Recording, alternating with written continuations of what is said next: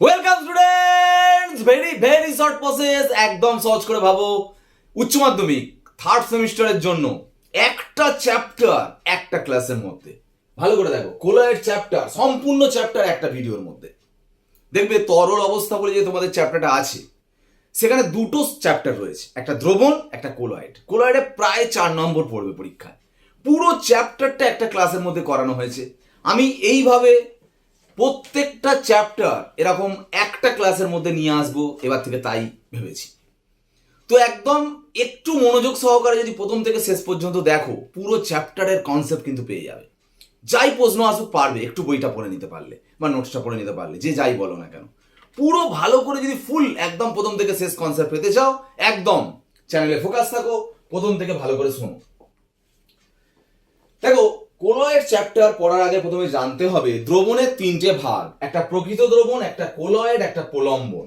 আমি 3টে ছবি এঁকেছি। একটা ছবিতে চিনির জল নিয়েছি, একটাতে স্টার্চ জল নিয়েছি বা দুধ নিয়েছি, আর একটা বেরিয়াম সালফেট জল নিয়েছি। আমি এরকম ভাবে ছবি এঁকেছি, তার কারণ হচ্ছে এটা হচ্ছে স্বচ্ছ স্থায়ী। স্বচ্ছ মানে কি? ট্রান্সপারেন্ট, এবার পর দেখা যাবে। তুমি ভাবো, এখানে যদি দুধ রাখো কাঁচের পাত্রে, স্বচ্ছ নয় কিন্তু, অস্বচ্ছ, কিন্তু স্থায়ী। এখানে বেরিয়াম সালফেট জল, ভাবো নদীর ঘোলা জলই রেখেছো, এটাও অস্বচ্ছ কিন্তু অস্থায়ী। ঘোলা জলটা কিছুক্ষণ পরে দেখবে থিতিয়ে পড়ছে। তাহলে স্বচ্ছ স্থায়ী, অস্বচ্ছ স্থায়ী, অস্বচ্ছ অস্থায়ী, তার মানে প্রত্যেকটার প্রকৃতি হয়ে গেল কিন্তু। তাহলে কোলয়েডের প্রকৃতি কিন্তু আস্তে আস্তে হয়ে যাচ্ছে। এখানেই শেষ নয়, আরো কিছু আছে। এখন ব্যাপারটা হচ্ছে এইখানে যে দেখো, একটা দ্রবণের মধ্যে জানো দ্রাব থাকে আর দ্রাবক থাকে। আমরা দ্রাবটাকে কি বলবো? বিস্তৃত দশা। আর দ্রাবকটাকে কি বলবো? বিস্তার মাধ্যম। তবে একটা কথা বলি, কোলয়েডের ক্ষেত্রে স্পেশালি মানে এটা প্রকৃত দ্রবণ, এটা কোলয়েড দ্রবণ, এটা প্রলম্বন দ্রবণ। কোলয়েডের ক্ষেত্রে স্পেশালি বিস্তৃত দশা মানে দ্রাব কণাটাকে আমরা কি বলি জানো? কোলয়েড কণা। আর প্রকৃত দ্রবণের ক্ষেত্রে দ্রাব কণাটাকে আমরা বলি ক্রিস্টালয়েড কণা। ঠিক আছে, এটা মাথায় রাখবে। এখন ব্যাপার হচ্ছে, দেখো, বিস্তৃত দশা, বিস্তার মাধ্যম সম্পর্কে বলে দিলাম, এইগুলো সম্পর্কে বলে দিলাম, পড়ে নিলে। এখন আসছি কণার ব্যাস। দেখো, প্রত্যেকটা দ্রাব কণা ব্যাস আলাদা আলাদা। চিনির যে ব্যাসটা থাকে মানে প্রকৃত দ্রবণে যে দ্রাব কণা, সেই ব্যাসটা হয় 10⁻⁸ সেমি বা তার থেকেও ছোট। আর কোলয়েডের মধ্যে দ্রাব কণার ব্যাসটা থাকে 10⁻⁷ থেকে 10⁻⁴ সেন্টিমিটার। আর প্রলম্বনে থাকে 10⁻⁴ সেমির থেকেও বড়। মানে এটা কণাগুলো বড় সাইজ, এটা ছোট সাইজ, এটা আরো ছোট সাইজ। একটু বলে রাখি, বই থেকে হোক যেখান থেকে হোক সেমিগুলোকে ন্যানোমিটারে বা অ্যাংস্ট্রমে ট্রান্সফার করে কত রেঞ্জ হচ্ছে সেটাও কিন্তু করে রাখবে, পরীক্ষায় দেয়। ঠিক আছে, এখন ব্যাপার হচ্ছে এই কণা সাইজ ছোট বড়ের জন্য একটা ব্যাপার কি হয় দেখো, সাধারণ ফিল্টার পেপার বা পার্চমেন্ট পেপার যাই বলো না কেন রাখলে চিনি জল সবই বেরিয়ে যাবে তাতে দিয়ে ফিল্টার হয়ে। স্টার্চ ওয়াটার রাখলে ফিল্টার পেপার দিয়ে স্টার্চ জল দুটোই বেরিয়ে যায়, কিন্তু স্টার্চটা আটকে যাবে। আর বেরিয়াম সালফেট জল দিলে জল বেরিয়ে গেলেও বেরিয়াম সালফেট আটকে যাবে, সে ফিল্টার পেপারেও আটকে যাবে, পার্চমেন্ট পেপারেও আটকে যাবে। তাহলে গমন করার ক্ষমতা কিন্তু সব আলাদা আলাদা। এরপরে কি বলতে চাইছি, টিন্ডাল এফেক্ট। এই যারা হেজি হয়ে দেখো, এ তো অস্থায়ী, তলায় তো ছিটিয়ে পড়লো, বাদ দাও। এই যে কোলয়েডের কথা বলছি, হেজি মানে মানে কি বলে, অস্বচ্ছ, আর এটা স্বচ্ছ। দেখবে লাল কালারের যে লেজার লাইট পাওয়া যায়, লাইট যদি তুমি ভাবো চিনির জলের মধ্যে দিয়ে পাঠাও আর দুধের মধ্যে দিয়ে পাঠালে, দেখবে যেটা অস্বচ্ছ হয়ে যাবে মানে দুধটা, ভিতর দিয়ে একটা রেখা দেখতে পাবে, লাল রেখা চলে গেছে, অস্বচ্ছ বলে মানে কণাগুলো দ্বারা বিক্ষেপণ হচ্ছে মানে আলোর, সেই জন্য একটা লাল রেখা স্পষ্ট দেখতে পাবে। এখানে কিন্তু লাল রেখা স্পষ্ট দেখতে পাবে না, এটা বলে টিন্ডাল এফেক্ট, যেটা কোলয়েডের ক্ষেত্রে হয়, প্রকৃত দ্রবণের ক্ষেত্রে হয় না। ব্রাউনীয় গতিটা কি? কোলয়েডের মধ্যে এই যে পার্টিকেল দ্রাব কণাগুলো যে ইতস্তত বিক্ষিপ্ত ভাবে চারিদিকে ছোটাছুটি করছে, এই ছোটাছুটিটার নামই হচ্ছে ব্রাউনীয় গতি। এখন এই পেছনে আরেকটা জিনিস বলে রাখি, আমার মাথায় এলো, ঝিল্লি বিশ্লেষণ, ডায়ালিসিস। অ্যাকচুয়ালি আমি যদি বলি যে এটা ভাবো, এখানটা একটা ছাঁকনি দেয়া আছে, ছাঁকনিটা ধরো পার্চমেন্ট পেপার। ঠিক আছে, পার্চমেন্ট পেপারে নিয়েছো, এখানে কি কি নিয়েছো তুমি সব করা নাও, জল নিয়েছো, চিনি নিয়েছো, স্টার্চ নিয়েছো। কি কি নিয়েছো? জল নিয়েছো, চিনি নিয়েছো, স্টার্চ নিয়েছো। তার মানে প্রকৃত দ্রবণে নিয়েছো, কোলয়েডও নিয়েছো। এখন কি হয় বলো তো, এই পার্চমেন্ট পেপার ভেদ করে কে চলে যেতে পারে বললাম? জল তো যাবেই, দ্রাবক। চিনি আর স্টার্চের মধ্যে চিনি চলে যাবে, স্টার্চ যাবে না। মানে কোলয়েড কণা আটকে যাবে, প্রকৃত দ্রবণের কণা বেরিয়ে যাবে, মানে ক্রিস্টালয়েড কণা বেরিয়ে যাবে, কোলয়েড কণা আটকে যাবে। এই ঘটনাটাকে বলা হয় ঝিল্লি বিশ্লেষণ। ঠিক আছে, চিনি হোক নুন হোক যাই হোক, যদি চিনির বদলে নুন হয় সাপোজ NaCl, একই কেস। এখন এইখান দিয়ে যে বের করছো, মানে এইখান দিয়ে তোমার জল বেরিয়ে গেল, NaCl বেরিয়ে গেল, স্টার্চটা আটকে গেল, পাশ দিয়েও বের করা যায় যদি পাশ দিয়ে পার্টিকেল পেপার থাকে। অবশ্য এখানে একটা ক্যাথোড অ্যানোড ঝোলালে খুব ভালো হয়। এখানে যদি অ্যানোড আর ক্যাথোড নাও, পাশ দিয়ে বেরোনোটা একটু টাফ, তো ক্যাথোড অ্যানোড ঝোলালে কি হবে, এই Cl মাইনাসটা এই প্লাসের প্রতি অ্যাট্রাকশন কি হয়, পাশ দিয়ে বেরিয়ে যাবে, Na প্লাসটা ওই পাশ দিয়ে বেরিয়ে যাবে ক্যাথোডের অ্যাট্রাকশন। এটা বলে ইলেকট্রোডায়ালিসিস, তড়িৎ ঝিল্লি বিশ্লেষণ। ঠিক আছে, কারেন্ট দিয়ে হচ্ছে। যাই হোক, মোটামুটি বুঝতে পেরে গেলে তাই না এই যে ব্যাপারটা। দেখো একদম কিন্তু খুব কম সময়ের ভিতরে প্রত্যেকটা পয়েন্ট কিন্তু আমি ছুঁয়ে ছুঁয়ে যাচ্ছি, ভালো করে বুঝতে পারবে। একদম অনেকটা পড়া হয়ে গেল, কিন্তু বই মেলালে দেখতে পাবে প্রচুর পড়া হয়ে গেছে। একদম মজা করে প্রত্যেকটা জিনিস বুঝে নাও, তাহলে কিন্তু এবার বইটা পড়ো বা খাতা পড়ো, নোট পড়ো, যাই পড়ো না কেন পুরো বুঝে যাবে। প্রত্যেকটা পয়েন্ট আমি ছুঁয়ে যাবো, একদম ভালো করে বুঝিয়ে দেবো। দেখো কোলয়েডের, আচ্ছা আরেকটা কথা বলে নি, এখানে একটা মিস গেছে, কোথায় গেল, শ্রেণী বিভাগ। শ্রেণী বিভাগ এখানে লেখা হয়নি, তো আমার মনে পড়ে গেছে। শ্রেণী বিভাগ, একটা কথা বলি শোনো, এই যে দুটো উদাহরণ করা হয়েছে, দ্রাবকণার ভৌত অবস্থার উপর ভিত্তি করে শ্রেণী বিভাগ আছে। যেমন স্টার্চ জল যে নিয়েছো, এই স্টার্চ আর জল যে নিয়েছো, জলটা হচ্ছে তরল আর স্টার্চটা হচ্ছে কঠিন, হ্যাঁ কি না, তরলে কঠিন। আর দুধের মধ্যে কি থাকে, জল থাকে আর তরল চর্বি থাকে, দুটোই তরল। দেখো তরলে কঠিন তো হলে তার নাম বলা হয় সল, তরলে তরল থাকলে তার নাম হয় ইমালসন। এরকম ভাবে অনেক আছে, তরলে গ্যাস হতে পারে, গ্যাসে তরল হতে পারে, কঠিনে কঠিন হতে পারে, সবগুলোর আলাদা আলাদা নাম আছে, আলাদা উদাহরণ আছে, বই থেকে পড়ে নেবে, বুঝা গেল। ইমালসনের দুটো ভাগ, একটা জলে তেল, একটা তেলে জল। মানে দুধের মধ্যে জলের ভাগটা বেশি, ওই জন্য জলে তেল। আবার মাখনের মধ্যে তেলের ভাগটা বেশি, ওটাকে বলে তেলে জল। ঠিক আছে, কোলয়েডের শ্রেণীবিভাগ পড়লে।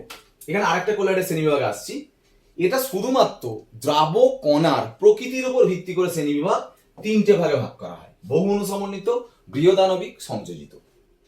দেখো আমি যদি বলি এইখানে দ্রাবক আছে, আমি দ্রাবকের ছবি আঁকিনি, শুধু দ্রাবক কণার ছবি এঁকেছি।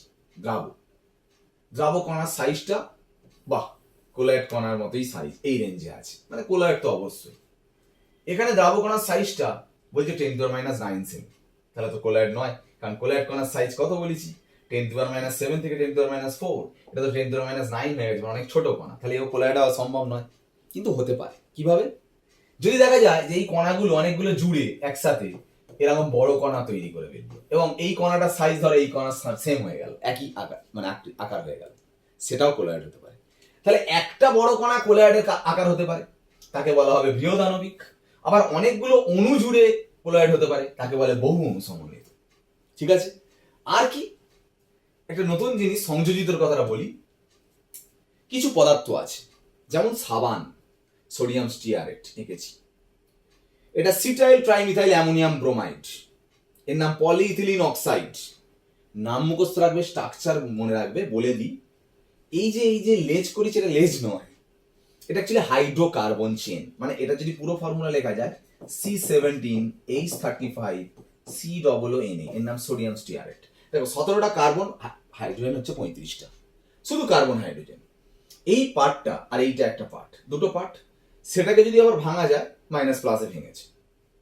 এখন ছোট আয়নগুলোকে বাদ দাও, এই ছোট আয়ন, ছোট আয়ন, ছোট আয়ন, এখানে তো আয়ন নেই, বাদ দাও। ছোট আয়নটাকে বাদ দিলে দুটো পার্ট হচ্ছে, একটা হাইড্রোকার্বন পার্ট আর একটা এইটা পার্ট। এখানে একটা হাইড্রোকার্বন পার্ট, এটা এইটা পার্ট, এখানে হাইড্রোকার্বন পার্ট, এটা একটা পার্ট। হাইড্রোকার্বন পার্ট হচ্ছে জল বিকর্ষী, মানে জলের প্রতি কোনো আকর্ষণ নেই, এটা বরঞ্চ তেল আকর্ষী হয়, মানে জলকে বিকর্ষণ করে, তেলকে আকর্ষণ করে। আর এই পার্টগুলো জল আকর্ষী, জলের প্রতি আকর্ষণ আছে। ঠিক আছে, দুটো করে অংশ, জল আকর্ষী, জল বিকর্ষী। এখন কথাটা হচ্ছে যে এই যে পদার্থগুলো নিলাম, এই পদার্থ অবশ্যই স্ট্রাকচারগুলো মনে রাখবে এবং প্রত্যেকটা নাম একটু মনে রাখবে, আসে পরীক্ষায়। এই সব পদার্থগুলোকে যদি জলের মধ্যে অল্প পরিমাণে নাও, অ্যাকচুয়ালি এটাকে ছবি আঁকবো কিরম ভাবে, জল বিকর্ষীটা কিরম ভাবে আঁকবো, আর জল আকর্ষী পার্ট এইটা বলো বা এই পার্টটা বলো বা এই পার্টটাকে বলো, আমি এরম ভাবে এঁকেছি। ঠিক আছে, জল বিকর্ষী পার্টটা জলের ওপরের দিকে থাকবে, জল বিকর্ষী বলে, আর আকর্ষী বলে নিচের দিকে আছে জল আকর্ষী পার্টটা, এটা কম গাঢ়ত্বে। যদি বেশি করে বলো তখন আর এরম ভাবে থাকবে না, এরম গোল হয়ে যাবে। দেখো গোল হয়ে গেছে।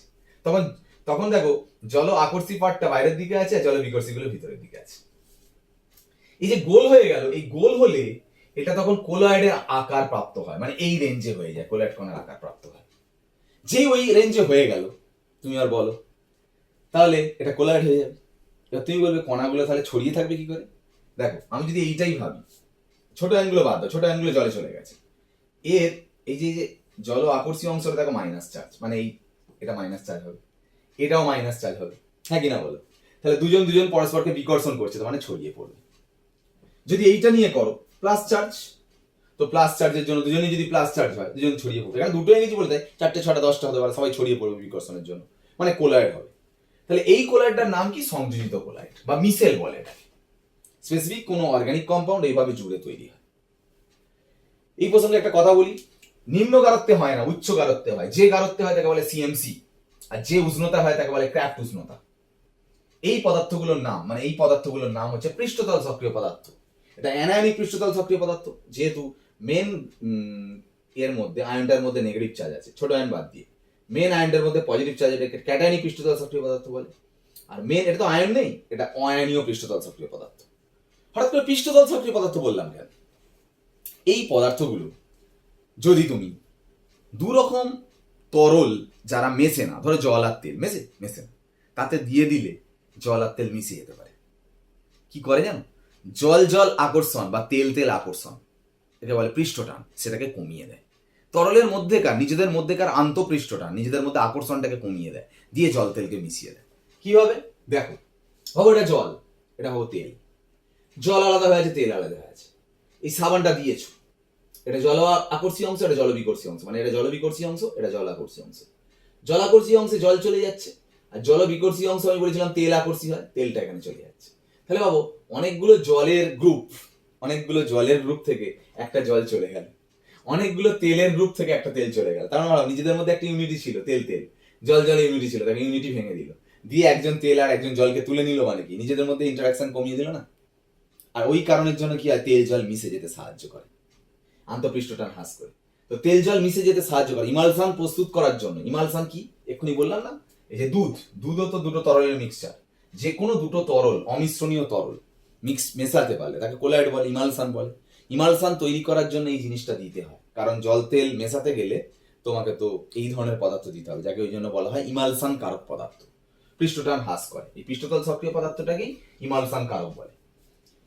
ঠিক আছে, এরা মিসেল ফরমেশনও করে, মানে হচ্ছে সংযোজিত কোলয়েড তৈরি করে। এই সংযোজিত কোলয়েড তৈরি করলে এরা কিন্তু ভালো জামা কাপড় পরিষ্কার হয়। জামা কাপড় পরিষ্কার করা হয় কি পদার্থ গঠনের মাধ্যমে? মিসেল গঠনের মাধ্যমে। এটা পরীক্ষা আসতে পারে। ঠিক আছে, দেখো মোটামুটি কতটা হয়ে গেল? 50% বইয়ের পেজ উল্টে যাও, প্রচুর পড়া হয়ে গেছে। দেখো কি এখন কতটা সময় হয়েছে, ভালো করে একদম আর একটু মাথা ঠান্ডা করে শুনে নাও, একদম প্রায় মাঝপথে চলে গেছি। ঠিক আছে, দেখো পয়েন্ট, কোলয়েডের আরো শ্রেণীবিভাগ আছে, দাবক আকর্ষী কোলয়েড, দাবক বিকর্ষী কোলয়েড। যদি বলি দাবক আকর্ষী কোলয়েড, দেখো আমরা এইগুলোকে মানে এরকম ক্রস চিহ্নটাকে দ্রাবকণা ধরেছি, আর গোলটাকে দ্রাবক ধরেছি। এটা দাবক আকর্ষী কোলয়েড। কেন না, দ্রাবক চারপাশে দেখো দ্রাবক গুলো ঘিরে রয়েছে, দ্রাবকের প্রতি প্রচুর ভালোবাসা, তো সেই জন্য আকর্ষণ আছে, ওই জন্য ঘিরে রেখেছে, দ্রাবকের একটা লেয়ার হয়ে গেছে, ওই জন্য দাবক আকর্ষী কোলয়েড এটা। আর দাবক বিকর্ষী কোলয়েডে দেখো দ্রাবকগুলো আলাদা হয়ে আছে, আর দ্রাবকগুলো আলাদা হয়ে আছে। আলাদা হলে কি সমস্যা জানো? সব দ্রাবকগুলো যখন একসাথে জড়ো হয়ে যাবে, এরা বড় হয়ে না থিতিয়ে পড়ার চান্স থাকবে। তার মানে দাবক বিকর্ষী কোলয়েড যতই প্রস্তুত করো, সেই আবার থিতিয়ে পড়বে। কিন্তু দাবক আকর্ষী একবার যদি ঝাঁকিয়ে দাও, খুব সুন্দর স্টেবল, ওই জন্য এর স্টেবিলিটি অনেক বেশি, এর স্টেবিলিটি কম। তাহলে দাবক বিকর্ষী কোলয়েড তো তৈরি করবো কি করে? দাবক আকর্ষিত নয়, দাবকের লেয়ার আছে, দাবক বিকর্ষিত তো দাবকের আর লেয়ার নেই, তাহলে দ্রাবকগুলো তো এক জায়গায় জড়ো হয়ে থিতিয়ে পড়ছে। সেই জন্য আমরা কিভাবে করবো শোনো, এর মধ্যে ধরে নাও এখানে দ্রাবকটা ফেরিক হাইড্রোক্সাইড আর দ্রাবকটা জল, ঠিক আছে, থিতিয়ে পড়ছে, খুব ভালো। আমি এর মধ্যে দিয়ে দেবো ফেরিক ক্লোরাইড। ফেরিক ক্লোরাইড দিলেই বুঝতে পারছি এখান থেকে যে আয়নটা তৈরি হবে Fe3+ আর Cl-। একটা ঘটনা বলি, এখানে যে দ্রাবকণাটা আছে না, এর সঙ্গে এই দুজনের মধ্যে যেটা মিল আছে, কার মিল আছে বলো? অবশ্যই Fe মিল আছে, সেটাকে অ্যাবজর্ব করবে, অধিশোষণ করবে। এই দ্রাবক কণাগুলো এই Fe3+ অধিশোষণ করবে, ওর পৃষ্ঠতলের গায়ে লেগে যাবে। তাহলে এর গায়ে যদি Fe3+ গুলো লেগে যায়, প্রত্যেকটা পার্টিকেল গুলো প্লাস চার্জ হয়ে যাবে। প্লাস হয়ে গেলে কি হবে, সবাই যদি প্লাস হয়ে যায়, সবাই সবাইকে বিকর্ষণ করবে, তাহলে আবার যে জড়ো হচ্ছিল আবার ছড়িয়ে পড়ে, দেখো ছড়িয়ে পড়েছে, ব্যাস কোলয়েড হয়ে গেল। এই ঘটনাটার নাম হচ্ছে পেপটাইজেশন বা অপলয়ন, যেটা দিলে তাকে বলে পেপটাইজিং এজেন্ট বা অপলয়ক। খুব ইম্পর্টেন্ট টপিক পেপটাইজেশন। বুঝে গেছে? আচ্ছা একটা কথা বলো তো, দ্রাবক কণাগুলো পজিটিভ হলো, খুব ভালো কথা, দ্রাবক কণাগুলো পজিটিভ, এই জন্য লিখেছি দেখো দ্রাবকটা পজিটিভ। কিন্তু একটা কথা লিখেছি দেখো, দ্রাবকটা নেগেটিভ। কেন বলো তো? Cl- সাথে জলে চলে যাচ্ছে, ওই জন্য নেগেটিভ। তবে মনে রাখবে, দ্রাবকে খুব একটা চার্জ হয় না, মানে নেগেটিভ বাট অতটা চার্জ হয় না। কেন? দ্রাবকটাতে জল, জলের এমন একটা ক্ষমতা আছে যে কিনা দ্রাবক আয়নের মাধ্যমে চার্জটাকে নিউট্রাল করে দিতে পারে। সেই জন্য দ্রাবকটার চার্জটাই বেশি থাকে, পজিটিভ। সেই জন্য ফেরিক হাইড্রোক্সাইড সলকে আমরা বলবো পজিটিভ সল। কিন্তু মনে রাখবে, দ্রাবকটা পজিটিভ, দ্রাবক কিন্তু নেগেটিভ, নেগেটিভিটি কম বলে ওই জন্য আমরা দ্রাবর রেসপেক্টেই নামকরণ করছি। এখন আমি অন্য একটা সলের কথা বলছি, এটা ফেরিক হাইড্রোক্সাইড সল। এই সলটা, হ্যাঁ, এটাকে সল বলছি কেন? তরলের মধ্যে কঠিন থাকলে তাকে সল বলে বললাম, যখন তরলে তরল থাকলে তাকে বলে ইমালশন। তাহলে এটা ফেরিক হাইড্রোক্সাইড সল। আর একটা সল বলছি, আর্সেনিয়াস সালফাইড সল। কিভাবে বানাবো? সেম, যদি ভাবা যায় এটা দ্রাবক আর্সেনিয়াস সালফাইড আর দ্রাবকটা জল, সেম কেস। দ্রাবক বিকর্ষী বলে লেয়ার হয় না দ্রাবকের, সেই জন্য দ্রাবকগুলো আলাদা হয়ে যাচ্ছে, দ্রাবকগুলো আলাদা, দ্রাবকগুলো থিতিয়ে পড়বে। সেই জন্য বাইরে থেকে আমি পেপটাইজিং এজেন্ট হিসাবে H2S দিলাম। H2S ভেঙে কি হবে? H+, H2-। এখন কি এই দ্রাবকটার সাথে কোনটা মিল? এইটা না মিল না এটা মিল, দেখো এস এস মিল পাচ্ছ। তাহলে এটাকে অ্যাবজর্ব করবে, যেই অ্যাবজর্ব করবে পার্টিকেল গুলো নেগেটিভ হয়ে যাবে। সবাই সবাই যদি নেগেটিভ হয়ে যায়, সবাই বিকর্ষণের মাধ্যমে ছড়িয়ে পড়বে। ছড়িয়ে পড়া মানে আবার দেখো কোলাইড হয়ে গেল। তাহলে এখানে যে কোলাইডটা হলো, সব কণাগুলো কি চার্জ? Negative charge, দ্রাবকগুলো। কিন্তু H+ গুলো কোথায় চলে যাচ্ছে? জলে চলে যাচ্ছে, ওই জন্য জলের চার্জ কিন্তু পজিটিভ। কিন্তু জলের চার্জ পজিটিভ হলেও পজিটিভিটিটা কম থাকবে, যেহেতু জলের দ্রাবক আয়ন ক্ষমতা রয়েছে।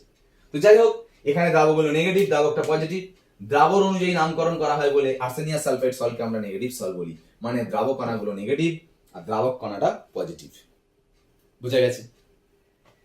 সুন্দর সল প্রস্তুত করেছো। কত পার্সেন্ট পড়া হয়ে গেছে? 70% আপ পড়া হয়ে গেছে। আর একটু ধৈর্য ধরো, পুরো শেষের দিকে চলে যাচ্ছি, ঠিক আছে? একদম মন দাও, একদম পিক টাইমে চলে এসেছি, যেন আবার অন্যদিকে চলে যাবে না ফোন ঘাঁটতে ঘাঁটতে, ঠিক আছে? পুরোটা বুঝে তারপরে বন্ধটা করো।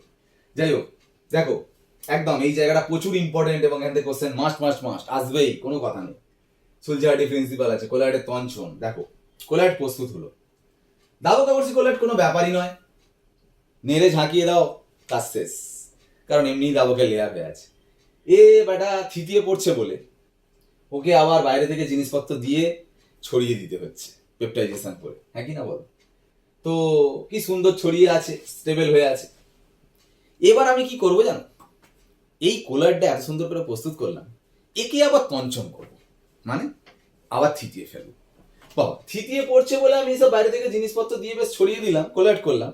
কোলাইডকে আবার তঞ্চন করবো, হ্যাঁ কোলাইডকেও আবার তঞ্চন করা যায়। এই কোলাইড হয়ে গেছে বা এই কোলাইড হয়ে গেছে। এর মধ্যে যদি তুমি কোনো লবণ দিয়ে দাও, আবার কণাগুলো আলাদা হয়ে যাবে। কেন জানো? বুঝতে পেরেছো কেন ছড়িয়ে আছে? প্রত্যেকের মাথায় পজিটিভ হয়ে আছে বলে, বা এখানে প্রত্যেকের মাথায় নেগেটিভ হয়ে আছে বলে, মানে প্রত্যেকটা দ্রাবক কণার মাথায় এর দ্রাবকগুলো সবগুলো পজিটিভ, এর দ্রাবকগুলো সবগুলো নেগেটিভ, মানে একরকম চার্জ হয়ে আছে। লবণ দিলে এ ধরো সব পজিটিভ হয়ে আছে, তো লবণ দেওয়া মানে লবণ থেকে যে মাইনাসটা আসবে Cl-, তা পজিটিভটা তো মাইনাসটাকে নেবে, নিলে আবার নিউট্রাল হয়ে যাবে। নিস্তরিত হয়ে গেলে কি হবে? আর ছড়িয়ে বিকর্ষণ আর হবে না, আবার সেই এক জায়গায় জড় হয়ে থিতিয়ে পড়বে।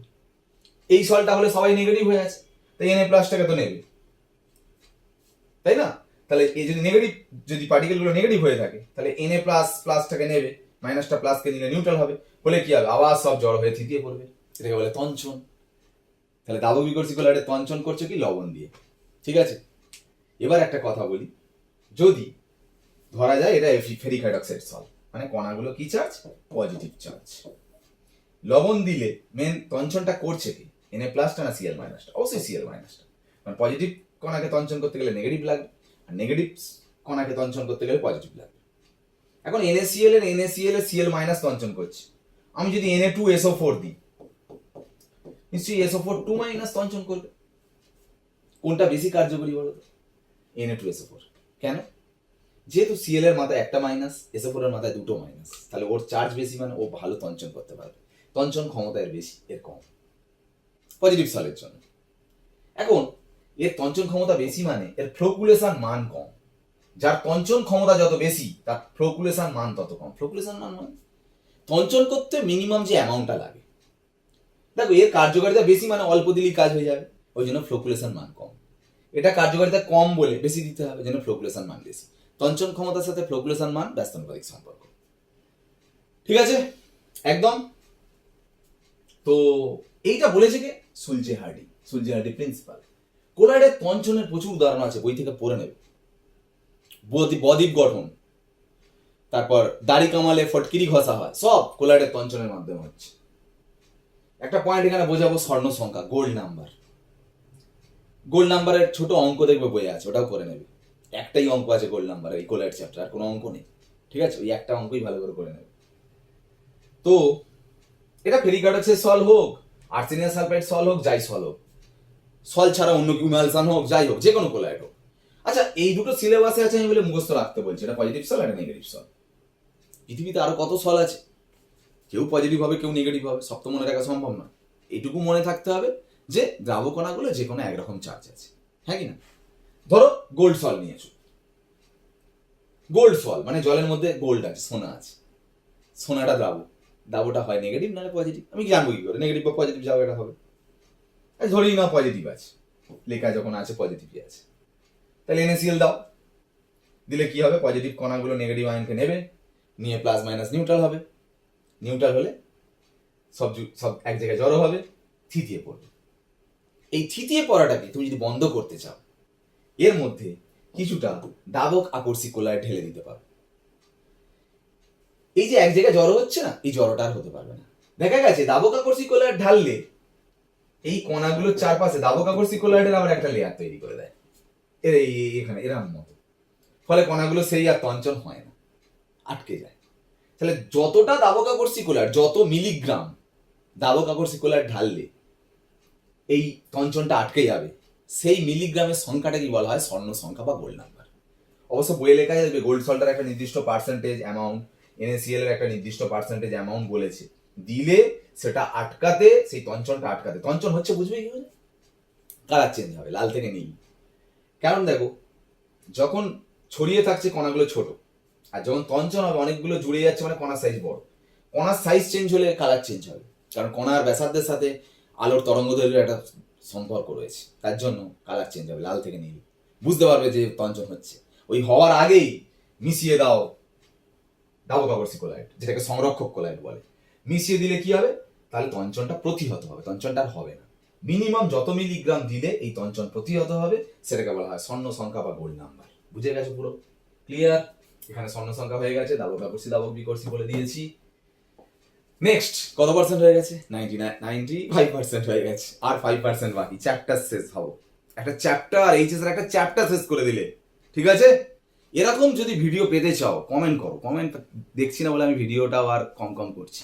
যদি এরকম ভিডিও পেতে চাও কমেন্ট করো, আমি অবশ্যই এরকম ধরনের ভিডিও আনবো, একদম একটা ক্লাসের মধ্যে একটা ফুল চ্যাপ্টার কনসেপ্ট দিয়ে দেবো। ঠিক আছে? দেখো লাস্ট ইলেকট্রোফোরেসিস, ইলেকট্রো অসমোসিস, সমতড়িৎ বিন্দু, এটা পড়তে পারলেই চ্যাপ্টার শেষ। আমি ফেরিক হাইড্রক্সাইড সল নিয়েছি, বুঝতেই পারছো দ্রাবকগুলো পজিটিভ, দ্রাবকটা নেগেটিভ। দেখো দ্রাবক নিয়ে ভাববো না, কারণ ওর নেগেটিভিটি কম, পজিটিভিটিটা নিয়ে ভাববো। বুঝতেই পারছো দ্রাবকণা পজিটিভ মানে কোন দিকে যাবে? নেগেটিভ তড়িৎদ্বারের দিকে যাবে, ওই জন্য দেখো ক্যাথোডের দিকে গেছে, এটাকে বলে তড়িৎ সঞ্চালন বা ইলেকট্রোফোরেসিস। ক্যাথোডের দিকে গেছে বলে এর নাম ক্যাটাফোরেসিস। অন্য সল নিলে সে অ্যানোডের দিকে যেত, মানে আর্সেনিয়াম সালফাইড সল নিলে অ্যানোডের দিকে যেত, সেটাকে অ্যানাফোরেসিস বলতে। কিন্তু একটা কথা শোন, দ্রাবক কণাগুলো যাচ্ছে, দ্রাবকটা যাচ্ছে না। দ্রাবক ফ্লো এত বেশি, দ্রাবক আর চোখে ধরা পড়ছে না, কারণ দ্রাবক চার্জ বেশি। কিন্তু কোনোভাবে ফেরিক হাইড্রক্সাইড সলকে যদি জাল দিয়ে আটকে দাও, জাল নয় অ্যাকচুয়ালি পার্চমেন্ট পেপার ভেদ করে দ্রাবক কণা যেতে পারে না। কোলায়েডের দ্রাবক কণা একটু আগে বললাম, স্টার্চ যেতে পারে না, ফেরিক হাইড্রক্সাইডের কণাও যেতে পারবে না, শুধু জলটা যেতে পারবে। তাহলে এর মধ্যে ফেরিক হাইড্রক্সাইড কণাগুলো যদি আটকে দাও, জলটা যদি যেতে দাও, তাহলে দ্রাবকে আটকে দিচ্ছ, দ্রাবক যাবে। এখানে কিন্তু দ্রাবকটা পজিটিভ সল হলে দ্রাবকটা পজিটিভ, দ্রাবক কিন্তু নেগেটিভ। তাহলে দ্রাবক নেগেটিভ মানে যেহেতু এটা পজিটিভ, ওই জন্য দ্রাবকগুলো এইদিকে বেরিয়ে আসবে বলে দেখো এইদিকে উঁচু হয়ে গেছে। তখন দেখো একই সলের যখন তুমি পার্চমেন্ট পেপার দিচ্ছ না, ক্যাথোডের দিকে যাচ্ছে, শুধু দ্রাবক কণাগুলো যাচ্ছে বলে।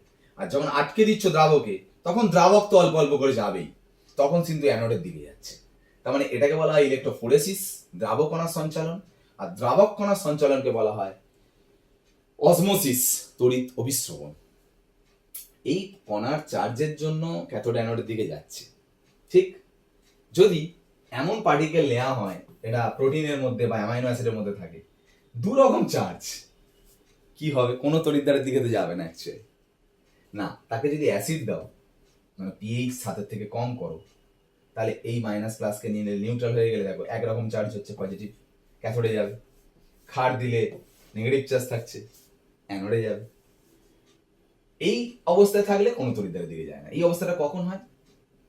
এটা পিএইচ কমালে, এটা পিএইচ বাড়ালে, এটা পিএইচ প্রায় 7-এর কাছে, দেখো পুরো 7 হয় না, কারো 6.9 হতে পারে, কারো 7.2 হতে পারে। যে পিএইচ এর মানে এই অবস্থায় অবস্থান করে তখন কোনো তড়িৎদ্বারের দিকে যাবে না। সেই পিএইচ এর এক্সাক্ট মানটাকে বলা হয় সমতড়িৎ বিন্দু বা আইসো ইলেকট্রিক পয়েন্ট। বুঝা গেছে? টোটাল সবকটা পয়েন্টকে ছুঁয়ে ছুঁয়ে গেছি। পয়েন্টগুলো নোট ডাউন করে রাখতে পারো, এই পয়েন্টগুলো পড়া মানেই পুরো কমপ্লিট। ঠিক আছে, এবার প্রশ্ন উত্তর করে নিলি, কাজ শেষ। ঠিক আছে, অবশ্যই আবার পরের দিন দেখা হচ্ছে। যদি এরকম ভিডিও পেতে চাও তাহলে অবশ্যই সেটা কমেন্ট করবে। চ্যানেল যারা নতুন আছে সাবস্ক্রাইব করো, শেয়ার করো। আজ ক্লাস শেষ করলাম, বাই।